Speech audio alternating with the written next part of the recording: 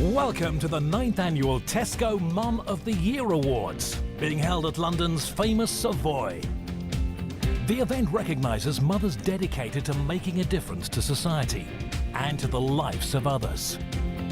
Our winners are joined today by their families and a host of famous faces to celebrate their work. To open our show, please welcome Sam Bailey. From this moment, life has begun. From this moment, you are the one right beside me. It's where I belong. From this moment, from this moment, I have been blessed. I live only for your happiness and for your love. I give my last breath from this moment. I give my hand to you with all my heart. Can't wait to live my life with you. I can't wait to start. You and I will never be apart. My dreams came true because of you. From this moment, as long as I live, I will love you. I promise you this, there is nothing I wouldn't give from this moment.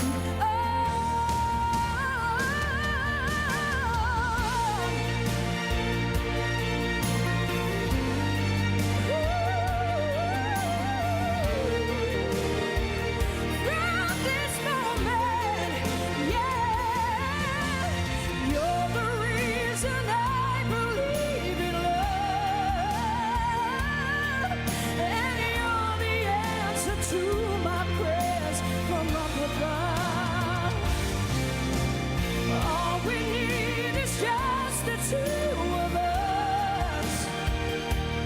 My dreams came true because of you. From this moment, as long as I live, I will love you. I promise you this, there is nothing I wouldn't give. From this moment, I will love you. As long as I live, from this moment on.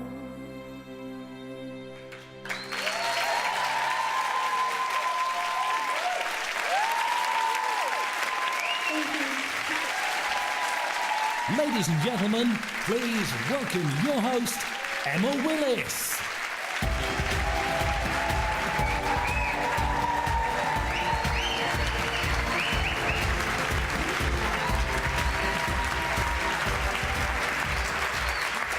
Hello and welcome to the Tesco Mum of the Year Awards 2014, and a huge welcome to our winners and all of our guests here at the Savoy today. Thank you so much for coming. Now, these awards recognise, honour and celebrate ordinary mums who do extraordinary things, and I hope every mum has been sport rotten this Mother's Day. 6,000 mums were nominated for this year's awards, and our winners were chosen by a panel of judges, which includes Sarah Cox and Denise Lewis, for emerging through grief, overcoming setbacks and campaigning for change. The first award is the Community Mum of the Year Award, and it goes to Lynn McManus. After struggling to find suitable local activity venues for her fostered and adopted children, Lynn realised there was a need for fun, non-judgmental environment where children with additional needs can truly be themselves. So she set herself a mission to get exactly that. We went with Lynn for the Community Mum Award because she's fostered around 40 kids. She's made a huge difference to her local community and the community know her well. I think life is quite challenging for my mum. She has 2 adopted little girls. There's Millie and Amy, and both with additional needs. Millie's quite a complex little girl. Having ADHD means she's very loud, she's in your face, she can come across as being rude. When she was in a mainstream school and I was bathing her, she had a full footprint on the back of her back where a child had actually jumped and kicked her in the back. It wasn't only at school that Millie had problems. She also struggled when Lynn took her to mainstream play centres. It's hard when you're the mum sitting back, watching children that are running away from your child and won't play with them. Lynn was determined to do something about it. Lynn's tenacity has been second to none to try and get a centre, a purpose-built place which is safe, which was for the children. Lynn approached local businessman Tim Lamb. Tim's skills in business and marketing, he had a lot of contacts that could bring a lot of things into the charity. Tim became the brains that we haven't got. With Tim's help, they raised enough funds to purchase an unused hospital. We really inherited a shell and had to do everything to it. It had no heating, it had structural problems. There was no proper floors, there was no ceilings. Lynn was really instrumental in pulling everything together. I stood back and thought, I'm going to do this, it's going to happen. We finished and completed the outdoor play area when Tim dropped down dead. It was just devastation to everybody. Tragically, Tim died of a sudden heart attack, meaning he never got to see the project through. After 8 months of hard work, the centre finally opened. It was quite an emotional time because you saw it all come together and just see that all her hard work's actually paid off. It's a place of welcoming, and that's often quite different to what you experience as a parent with a child of additional needs. It's lovely for my children to be able to see something of their dad that continues. I was astonished by the effort Lynn made over 4 years because it took her 4 years to make this centre for us. What she does, even with her own family, would be worthy of the award. What she does beyond that's quite incredible in my view. We love the Timland Centre! Ladies and gentlemen, please welcome to the stage Lynn McManus.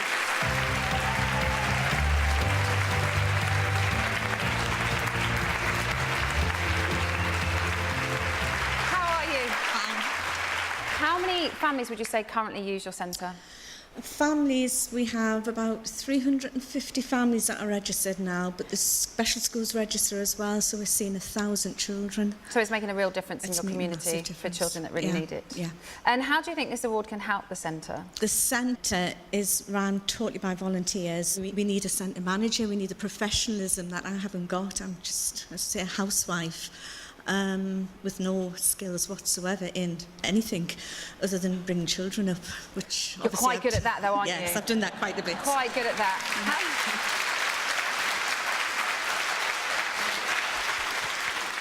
Well, listen, we want to give you your award, so please welcome to the stage Michelle Collins.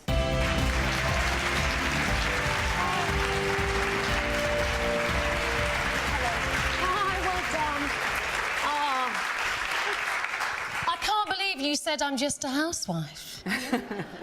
Wow, I think you're absolutely amazing, and I'm very passionate about inclusivity, and I do a lot of work for Chicken Shed, so I know how important inclusivity is for these children and young people. I'm so honoured to present this award to you, and I think you're an amazing woman. Michelle, thank you so much for coming. Lynn, congratulations. Thank you.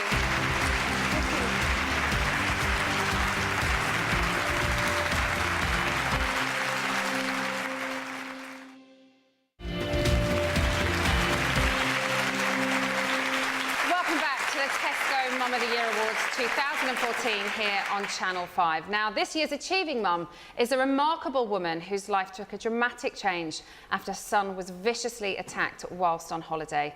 Maggie Hughes not only fought for justice for her son Robbie, but she's put all her energy into striving to help other victims of serious crime abroad, along with their families. Robbie was a 27-year-old promising young footballer when he was brutally attacked while on holiday in Crete. After initial phone calls giving only sketchy details of his injuries, his mum Maggie flew to Greece. When she saw him, she barely recognised him. He hadn't been cleaned up. We sat 24 hours a day, sleeping, eating, thinking, crying at his bedside.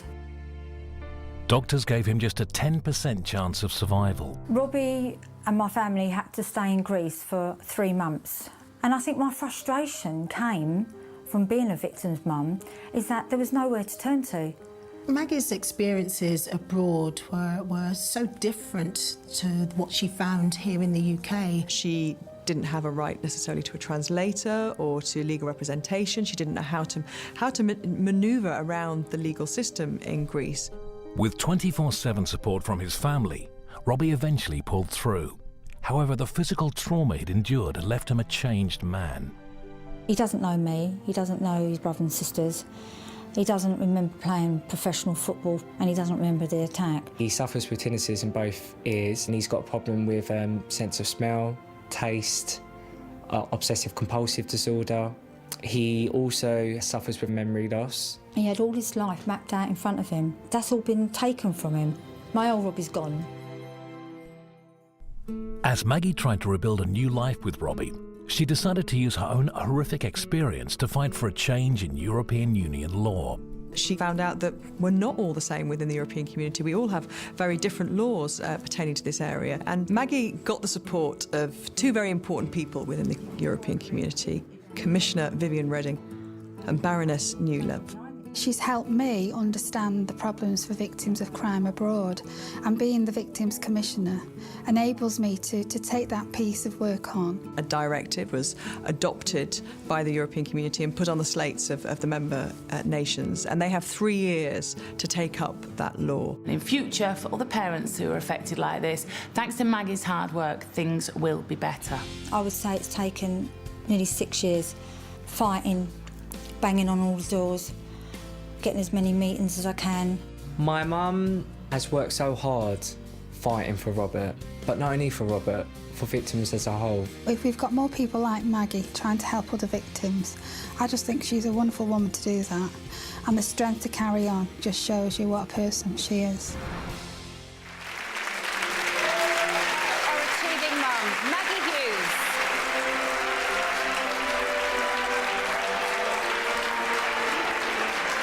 Congratulations, Maggie. You have campaigned tirelessly. What drives you to continue? I don't want any other mum and dad out there to hit brick walls like my family did. I'd rather give them a cushion and a lot of support, because if you become a victim of very, very serious crime, especially in a different country, you are on your own. To present your award this evening, we have 2 of the stars of Strictly Come Dancing. Please welcome James and Ola Jordan.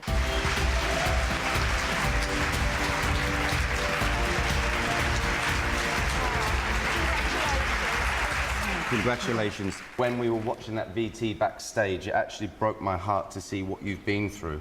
And I think a lot of people would have actually given up the ghost.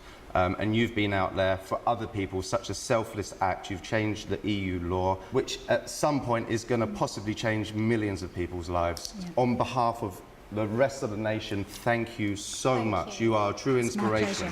Thank you. James, Ola, thank you. And congratulations one more time to Maggie. Thanks, Maggie.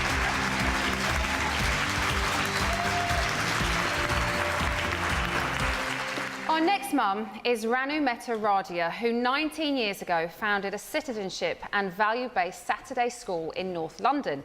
Nominated by ex-pupil Tajal Patel, Ranu is truly an ambassador for young people to be the best that they can be, and she is our enterprising Mum of the Year. Ranu Metaradia is our Enterprising Mom of the Year because she set up a free community school that really believes in citizenship. We loved Ranu's story because it was also quite different. I mean, what she does every Saturday morning, she gathers all these kids together. They learn so much about integration, about the community around them, how to get involved with the community through charity work and through fundraising. And it's a really special place, and right at the heart of it is Ranu. Ranu came to the UK 42 years ago after she and her family were ordered to leave their home in Uganda by the brutal dictator Idi Amin. The destiny of this country lies in the hands of our children, and we have to mentor them and train them and teach them from a very young age that they are responsible for themselves and the society around them. What is good about what the Sci School does is that it gives our young people that sense of you can make a difference. Things weren't going great for me when I was younger. I was getting into trouble, wasn't doing things right, but Sci School has helped me transform myself as a person into someone more respectable. We do a lot of meditation here, which helps us transform our anger and negative thoughts into positive thoughts. And although many people think it doesn't work, it really does. It will honestly help me become happier. Knowing that she won Tesco Mum of the Year, we were chuffed. We were thinking, isn't that wonderful? And it couldn't happen to a nicer person. She's probably the most hard-working woman I've ever met. She's brilliant, brilliant role model for all the children. She's always been that second mum, that maternal figure. When we had the expulsion of the Asians in Uganda, we came here empty-handed, and this country has surpassed all our expectations. I want to make sure that even when I'm not here, that I've left a legacy of children and young people who will continue to look after her and care for her when I'm no longer here. And please welcome Ranu Metaradia.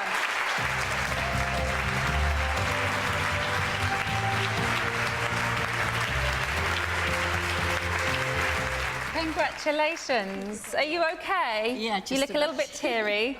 I'm all right. It's a brilliant film. And you're just a phenomenal woman. How do you even go around starting a school?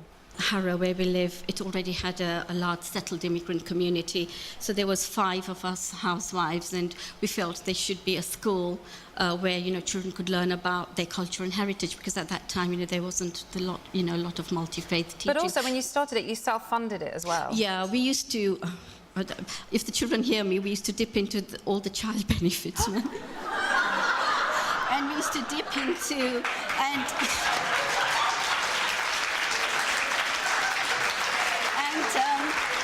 my husband and the rest of the 5, our husbands used to give us, obviously, shopping money, and they used to wonder why there wasn't enough food in the house. So, yes, we used to dip, But you were doing it for a good cause. Well, you are utterly deserving of your award this afternoon. Here to present is an actress who's helping provide schools in India, along with one of our judging panel. Please welcome Nina Wadia and Sarah Cox.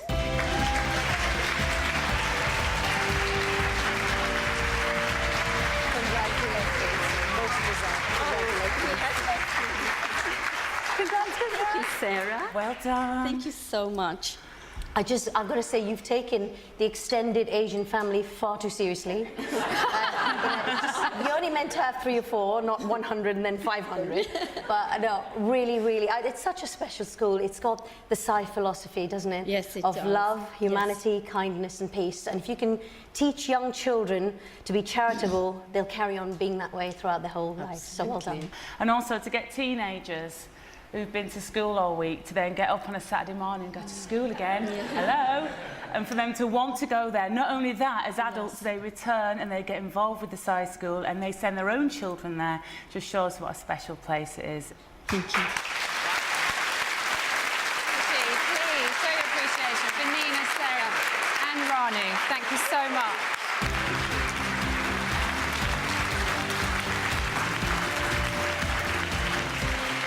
Next, let's meet our campaigning mum. Nominated by her son Ollie, Jane Plum is dedicated to raising awareness and providing support to all of the UK's pregnant mums.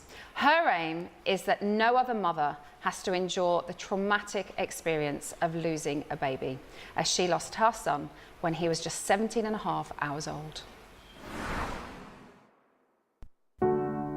In 1997, Jane Plum gave birth to her second child, Theo, 15 weeks prematurely. We went to see him in the neonatal unit, and he's covered in wires. Gorgeous, sweet little boy who was looking like he wasn't going to make it. The chaplain came over and conducted a little ceremony, which was desperately moving. Theo was just over 17 hours when he died. As Jane and her husband were leaving intensive care, it was suggested the cause of baby Theo's death might have been Group B strep. All the information books that I'd got together during my pregnancy with Ollie and then my pregnancy with Theo, there was nothing about Group B strep in any of them. It's a condition caused by bacteria that live normally in the woman's body, but the mother's own bacteria could kill her baby. And mothers, when they first hear about this, are shocked. 4 months after Theo passed away, Jane set up a charity called Group B Strep Support. It aims to raise awareness of the condition amongst pregnant women and in the medical profession. As it isn't routinely tested for in the UK, she's also been lobbying for compulsory screening with a more accurate test. Standard tests don't detect Group B streptococcus in the way that the gold standard enriched culture medium test does. They only pick up about 60% of cases instead of 90% of cases with the gold standard test. If we were in France or Germany or Spain or Italy, we wouldn't be having this discussion because women are all offered screening. When my son Adam was born, at 16 hours old, he became incredibly ill. His entire body shut down, and it became clear he was infected with Group B strep meningitis. We asked permission to take a photo of him, and we genuinely thought it was the only photo we were ever going to have. Thankfully, Adam survived, but Group B strep meningitis has left Adam profoundly disabled. I had never heard of Group B strep, and I needed to know why nobody had told me. Jane has just been a rock of support. There are babies who are alive today because of the work that Group B Strep Support has done. Nothing can be done for me in my situation, nothing can be done for lots of families affected by Group B strep, but actually families in the future, it doesn't have to be the case. You're doing a bloody good job. Keep at it, and we're all behind you. Ladies and gentlemen, our campaigning mum, Jane Plum.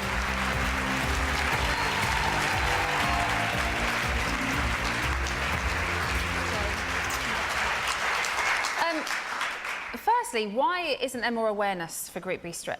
That's a really good question, and I don't really know the answer for it. It seems absolutely ridiculous. It is the most common cause of severe infection in newborn babies in the West, and yet it's not a routine part of antenatal care for women, as you've heard, to be tested for it, but we're not even told about it. Yeah. And that's got to change. So what would happen if the gold standard test came in?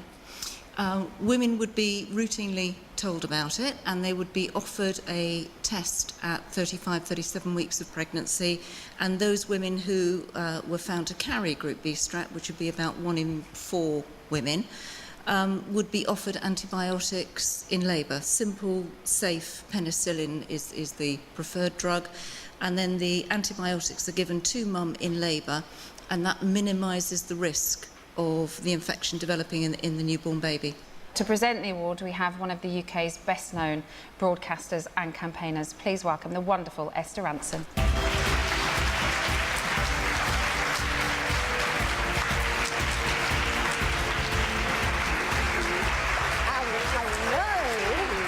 Lovely to meet you. Lovely to meet you too. And what a fantastic memorial it'll be for Theo.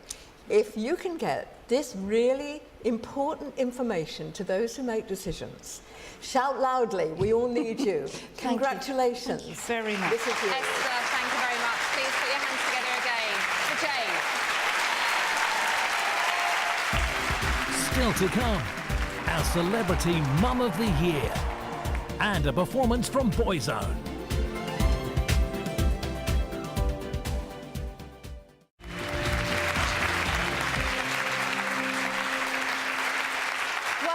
the Savoy and the Tesco Mum of the Year Awards. Diana Goulding spent years supporting her football-mad daughters, but unlike most mums, this one wasn't just standing on the sidelines and cheering. Instead, she set herself a very big goal, and she has been scoring ever since. I nominated my mum because I thought she deserved a little bit of recognition. Just how much everyone appreciates her. She recognised the need for the girls in the community to take up sport and to do more. Diana first became involved in football 10 years ago because of her daughters. There was nobody to manage a younger team, so I sort of said, well, go on, I'll give it a go. I then went on a level 1 coaching course. Thanks to her, members of the clubs around Bury have tripled. She's just done such an incredible job.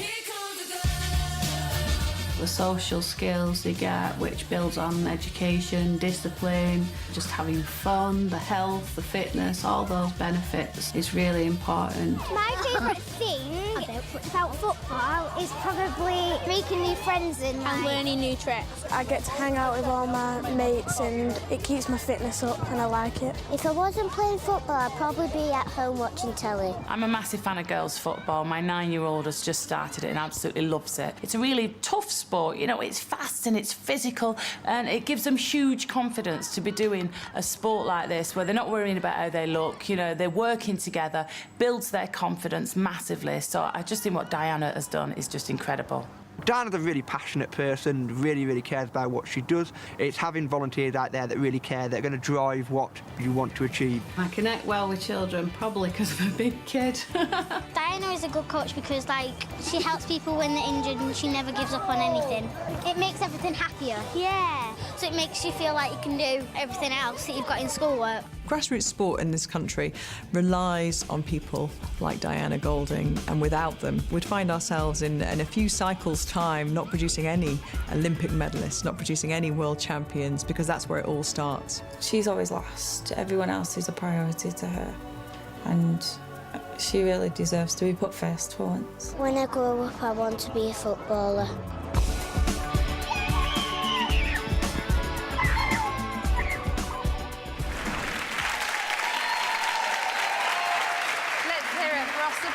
Mum, Diana Goulding.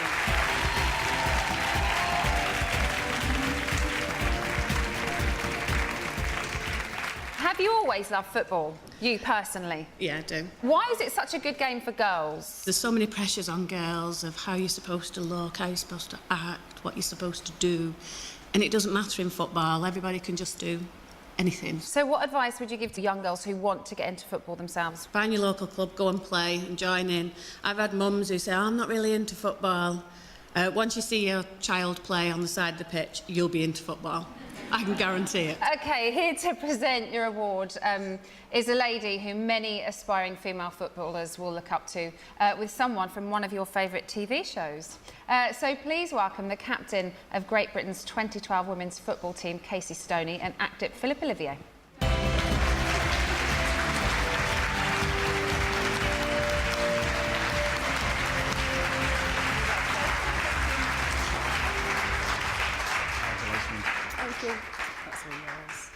I just want to say well done because of people like you, young girls don't have to struggle anymore. I've lived my dream because of volunteers like you that go out every day, rain or shine, and now little girls that, whether they want to play on the street with their friends or whether they want to play for England one day, they can do that. So thank you very much. Thank you. And I hear that you're one of the most amazing coaches.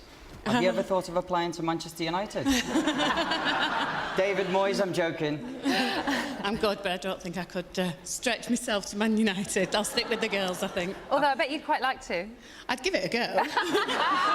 After this season. Thank you so much. Congratulations, Diana. Thank you, Casey. Thank you, Philip.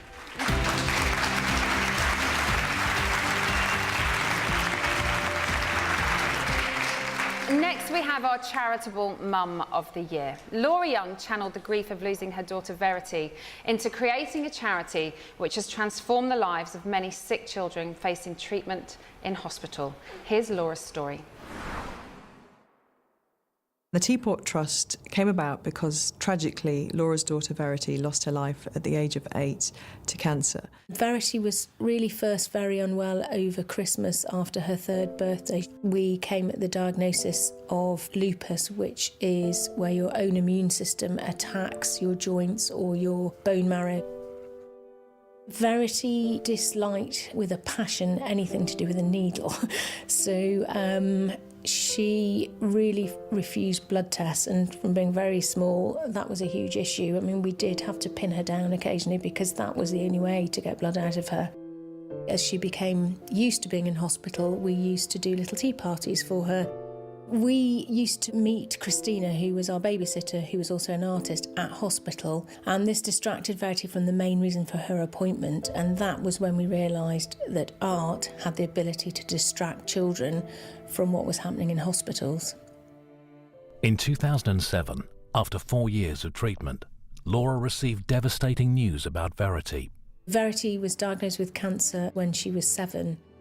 When Verity had had the sort of high-dose chemo, hoping that it would arrest the tumour growth, and it didn't work, we were told that there was nothing more they could do. Small children ask permission to go to the toilet. They say, "Do I have to eat that?" "Yes, you do." And so I had read that children need to be given permission to die. I didn't want her to linger on. I just thought, if you are in pain, I just want you to go quickly. So I talked to her a little bit, as much as I could, to say, you know, Verity, some children like you have to go to heaven to get medication. And sorry, I find this terribly difficult. Verity died aged 8 on November the 8th, 2009.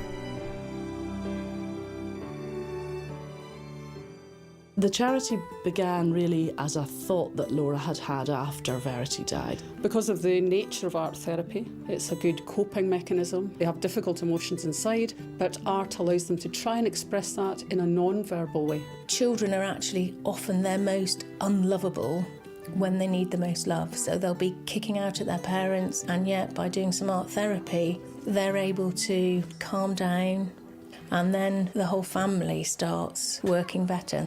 It helps them understand some of their emotions and what they're going through, and helps them make sense of it, which can reduce the fear that's involved, because it's quite scary going through a chronic illness. It takes Daniela's mind off why she's here, what she's here to do. It generally just soothes her. It helps a lot because sometimes you can't exactly explain something, so it's a lot easier for me to draw it than sort of say what I'm feeling. Before she started art therapy, she would scream, kick, and now she's completely different.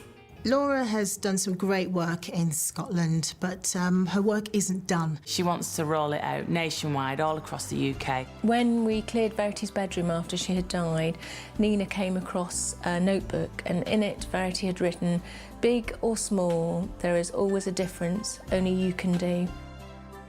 That inspires me even now, actually. To create positivity out of her experience and to make the Teapot Trust what it is for other people is an incredible inspiration and an incredible thing to do. Please welcome our charitable mum, Laurie.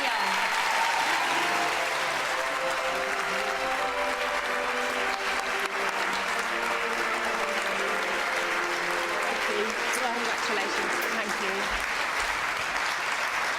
It's such a devastating story. It's so simple, though, isn't it? Art therapy. It seems such an obvious thing to do. For children who desperately need it. Yes. Art therapy is in the toolbox for children when words fail them, and it gives them the opportunity to just focus on something different and some time of little normality whilst all this sort of different atmosphere around them. Now, we've seen that you want to roll out the Teapot Trust across the country. How do you plan to do that? Well, we'll have to raise the funds in order to have more art therapists in different places. So it's just if people can have little tea parties for us and raise some money as they charge their friends or whatever it is to get some fundraising together. To present your award, 2 people who are committed fundraisers to causes which have touched the lives of themselves and their families. Please welcome Ronan Keating and Keith Duffy.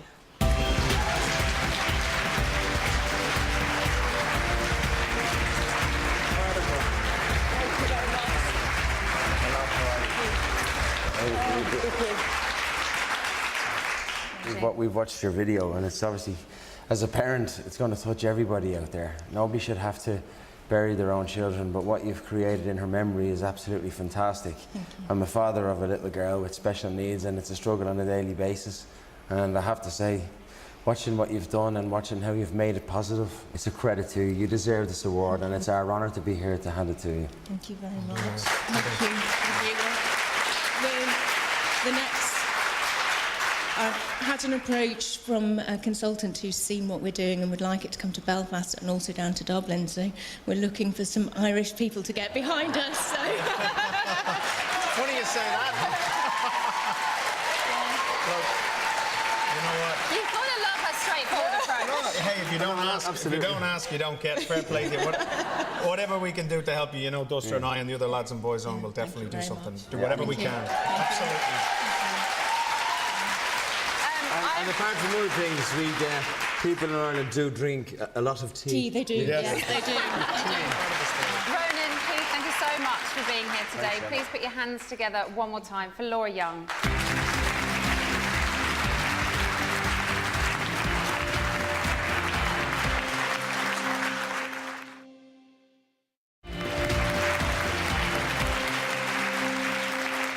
Welcome back to the Tesco Mum of the Year Awards 2014. Our final winner is quite literally a super mum who's as fast on water as she is on land. She's won so many medals, I'd imagine she's probably lost count. And this incredible Manchester mum has finished first in the race to become our Celebrity Mum of the Year.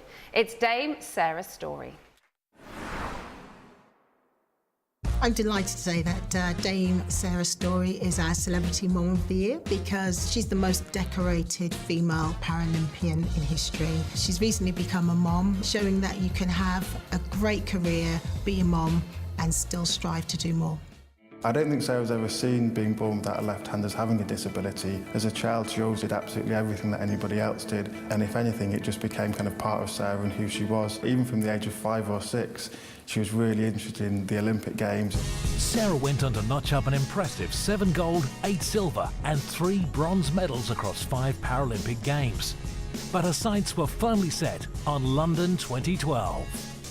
In 2012, it was just beyond anyone's expectations.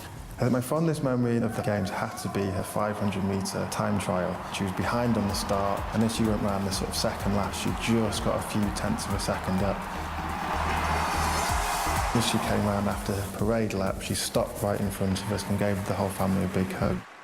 Sarah has used her profile to help a number of charities, including Boot Out Breast Cancer and the Children's Adventure Farm Trust. Boot Out Breast Cancer provides the NHS with the latest state-of-the-art diagnostic equipment. Sarah helps the charity by just literally talking to people about the charity, donates her fees, she organises selling kits for the charity. The Boot Out Breast Cancer cycling team is actually led by Sarah, so they're just going to help us spread the word. The children that come here have a variety of needs. They may have physical disabilities, learning disabilities, they may be chronically or terminally ill, and sadly we get some children who are living with abuse as well. They've never been away with their mates before, so it's great for them to get that opportunity. It costs us £1 million a year to run the Children's Adventure Farm. Sarah helps us in so many ways. She comes along to our events, she's modelled for us in a fashion show, and so she's not scared to get stuck in. She's really shown what someone with a disability can really achieve if they put their mind to it. She is just the most incredible mum. Just the way that she managed to juggle all her work, her cycling, her training. She stands for somebody overcoming difficulty and disability and not just doing okay, but absolutely blowing everybody else out the water. The thing I'd like to say to her most is just how unbelievably proud I am of her.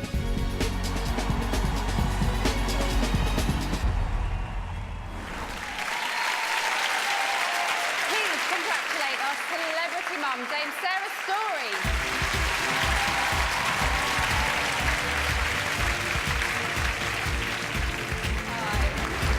Congratulations. I'm loving the dress. Where did your enthusiasm for sport come from?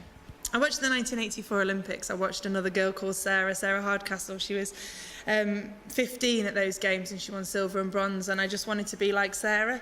People keep asking me when I'm going to retire, but I just love getting on the start line, and now it's amazing to come back and see Louisa grinning her head off at me. If you have the passion and dedication, you should just keep on going with it, shouldn't you? No, I think so, and yeah, London 2012 was just the most amazing time, and to have the whole country behind you was just... It's hard to explain just the impact that had on us athletes and the support we had from everyone. It changed our lives. Let's tell her one more time. Well done. Yeah. How many medals do you have now? I've got 22 Paralympic medals. 22? Yeah. Oh my goodness, that's absolutely phenomenal. Okay, so to present your award, we have a fellow gold medalist who's also one of our judges and a Manchester legend from Coronation Street. Please welcome Denise Lewis and Helen Worth.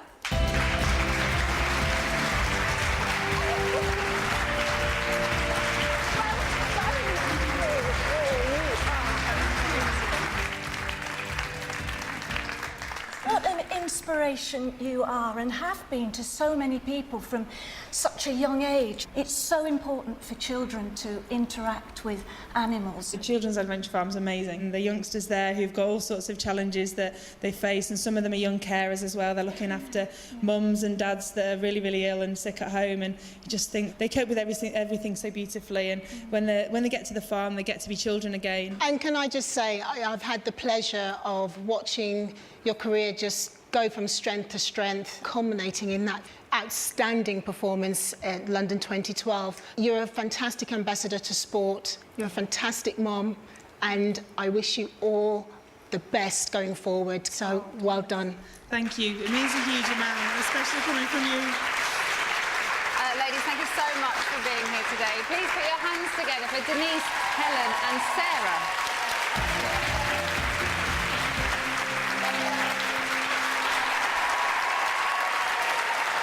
What an incredible group of women that we have met today. Thanks to everybody for joining us, and congratulations to all of our fantastic mums. And from all of us at the Tesco Mum of the Year Awards, we hope that you've enjoyed today's show. Now, before we say goodbye, we have one very special treat for you. Please put your hands together for the wonderful Boyzone.